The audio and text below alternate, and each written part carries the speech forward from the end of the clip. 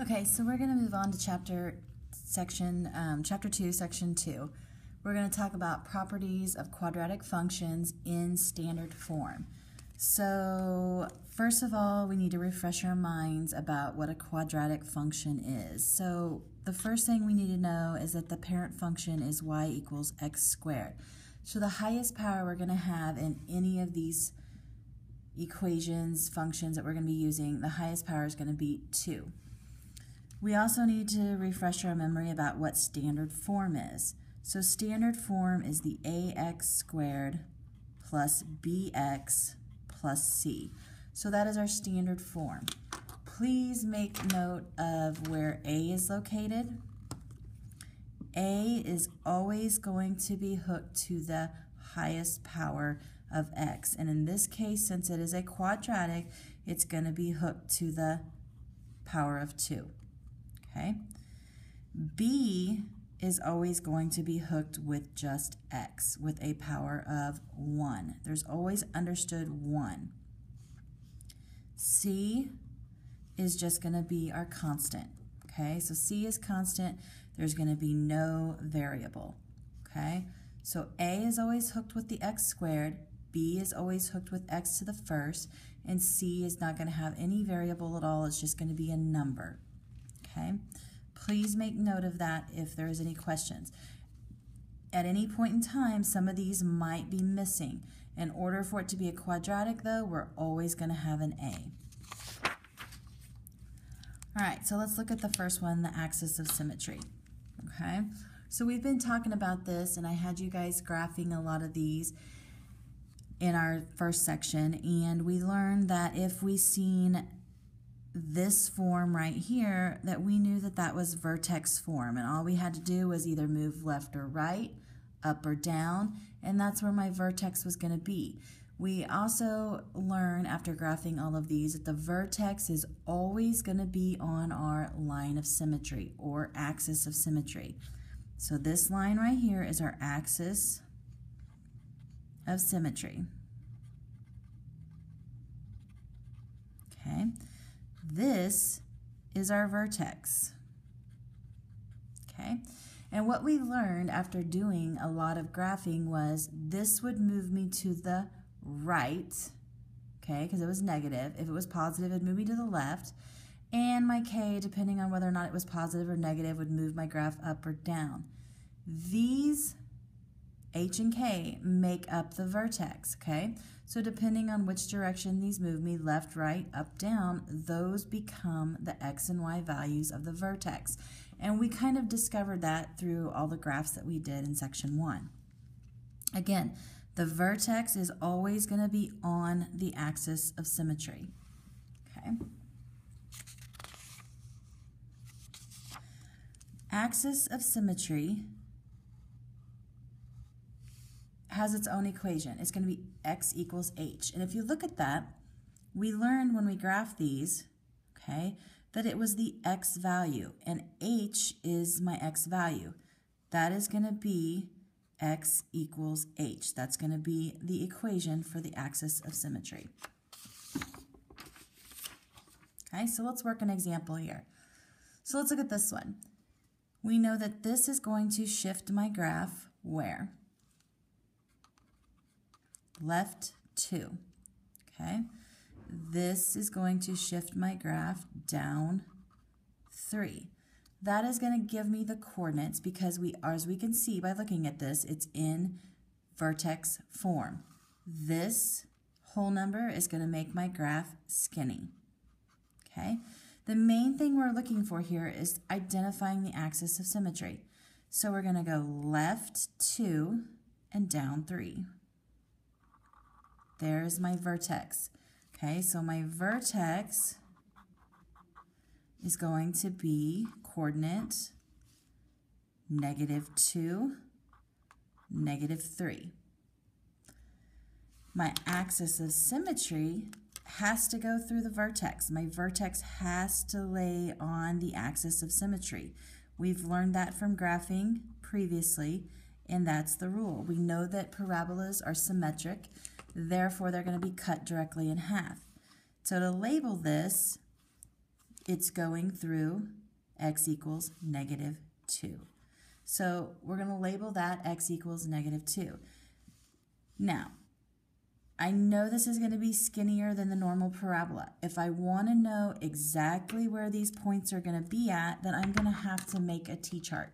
Okay, so this is why we practiced our t-charts. X, Y. Okay, now, the whole reason that we're going to use this axis of symmetry is because we need to pick a couple to the left and a couple numbers to the right. We're starting at -2, so -3 would be to the left, -4 would be to the left as well. Then we need to pick a couple to the right. So if I pick -1 and 0, those will give me a couple to the right of -2. Then we can kind of get an idea of what this is going to look like. So I'm going to plug -3 into my equation. Okay, so -3 plus 2 is going to give me a -1, and -1 squared is +1. So 2 times 1 is 2 minus 3 gives me -1.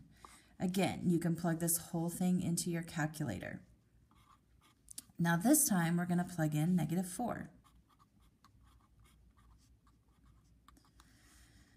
So -4 plus 2 gives me -2, and when I square that I get a +4, and 4 times 2 is 8, minus 3 is 5. Okay. Next time around we're going to throw in a -1. So -1 plus 2. So I get +1, I square it, still 1, times 2 is 2, and 2 minus 3 gives me -1. And the last thing I'm going to do is I'm going to throw in a 0. Now, don't make the assumption that just because I put the 0 in here that it's going to leave me with nothing but the -3. That's not the case. 0 plus 2 is still 2, and 2 squared is 4. 4 times 2 is 8, minus 3 is 5.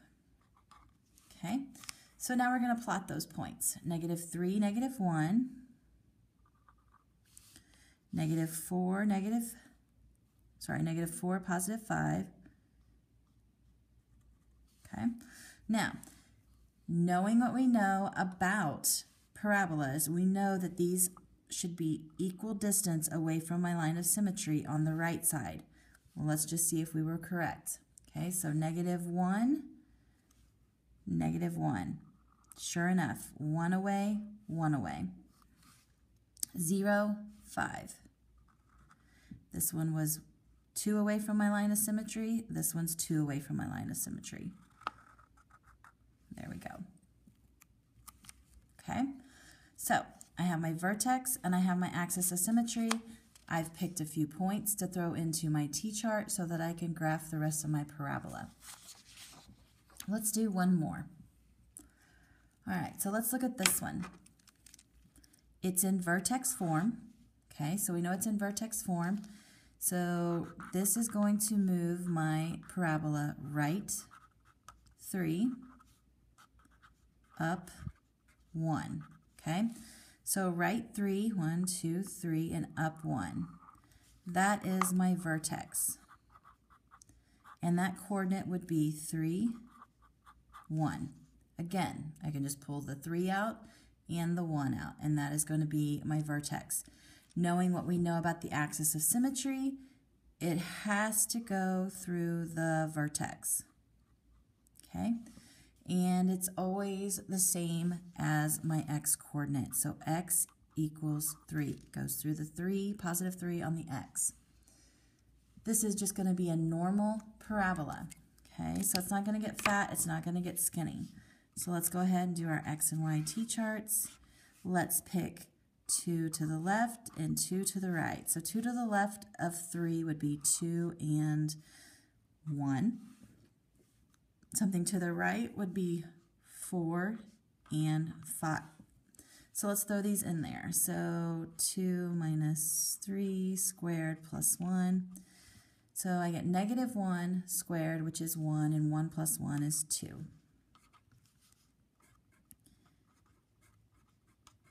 Okay, so this time I replaced my x with a 1. So 1 minus 3 is -2 squared is 4. 4 plus 1 is 5. Next time I'm going to replace my x with the 4. So 4 minus 3 is 1. 1 squared is 1 plus 1 is 2. Last time I'm going to replace it with a 5. All right, so 5 minus 3 is 2. 2 squared is 4. And 4 plus 1 is 5. Okay, so let's go ahead and graph these. So 2, 2. 1, 5. Okay. Now, if I did all my calculations correctly, it's going to be symmetric. Therefore, this should be 1 away. Let's just make sure and check. So 4, 2. Yep. This one was 1 away. This one's 1 away. 5, 5. So 1, 2, 3, 4, 5. 1, 2, 3, 4, 5. Okay, so very good. 1, 2 away. This one is 2 away.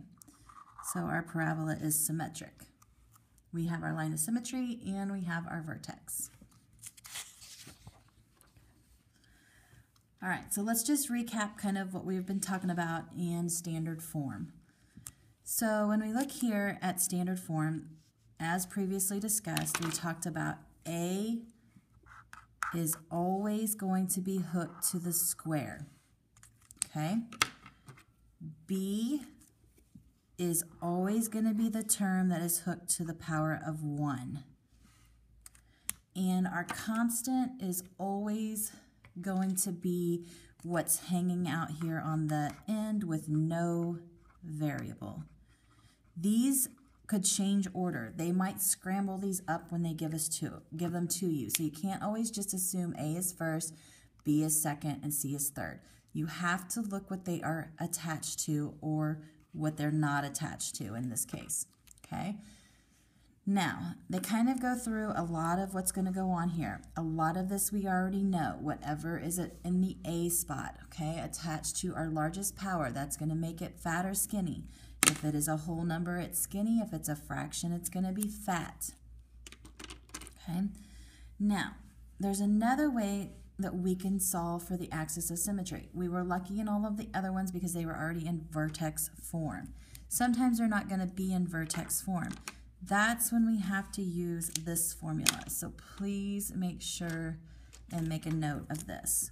Okay, so this is how we're going to find the axis of symmetry when it is not in vertex form, when it's in standard form, okay?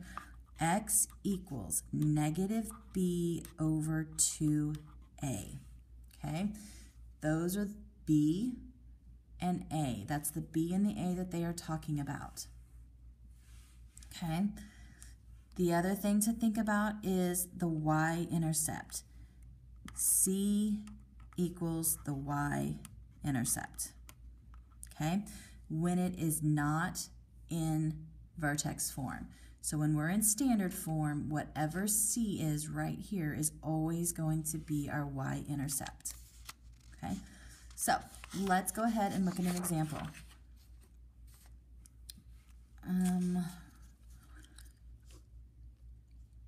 Let's look at this really quick. I wanted to do an example first.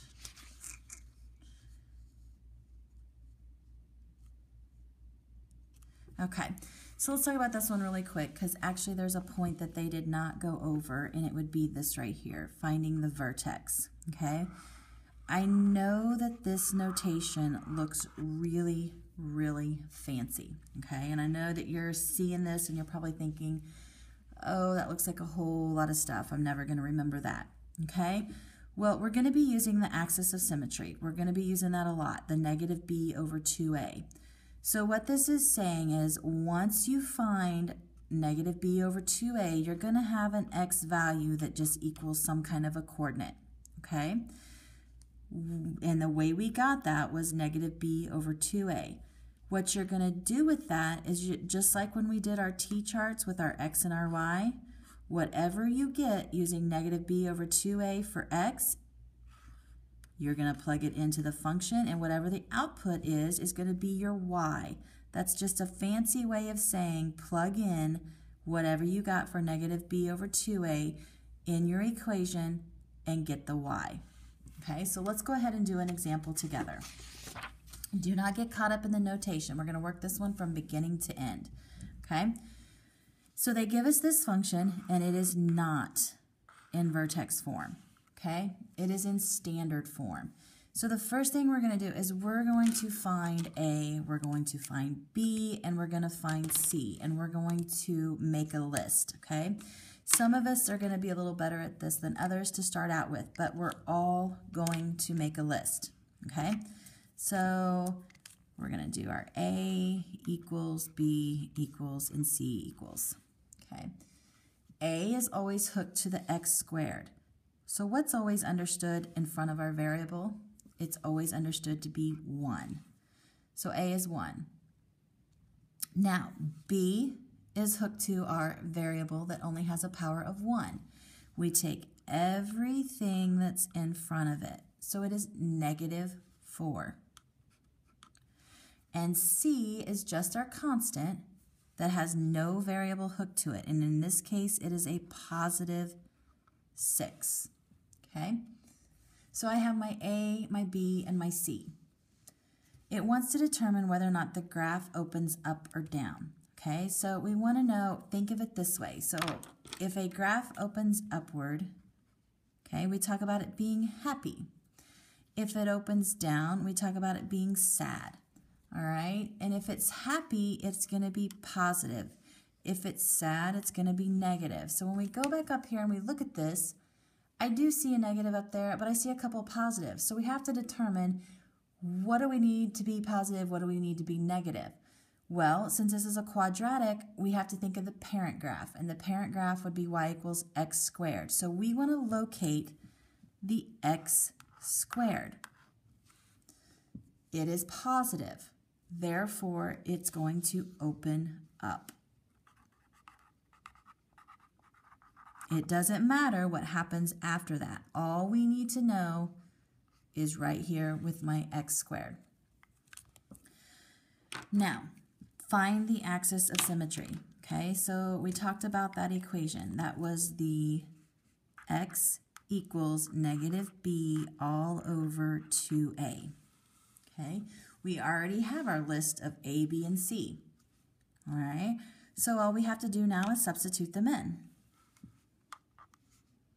Negative, and the 2 are not going to change.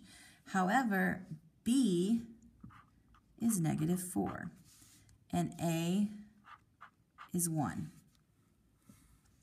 So on top, I have a negative times a negative, which makes a positive, and 2 times 1 is 2. So I look at this, and I can see that it's going to reduce to 2. So my axis of symmetry is x equals 2. Okay, let's go ahead and graph that. So we're going to go over to where x equals 2. 1, 2, and I am going to draw my line. That is my axis of symmetry. Now let's recap what that means. That means that my parabola is going to be split right down the middle on this line. It also means that somewhere on this line, my vertex has got to be on here. No other way around it. Okay, so here's how we're going to find that. If x equals 2, and we know it has to be on this line, I have my input, I just need to find my output. My original function was f of x equals x squared minus 4x plus 6. And if they tell me x equals 2, then all I have to do is swap out all of my x's with 2.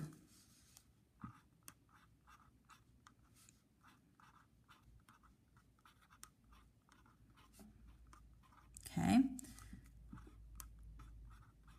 So 2 squared is 4. -4 times 2 is -8 plus 6.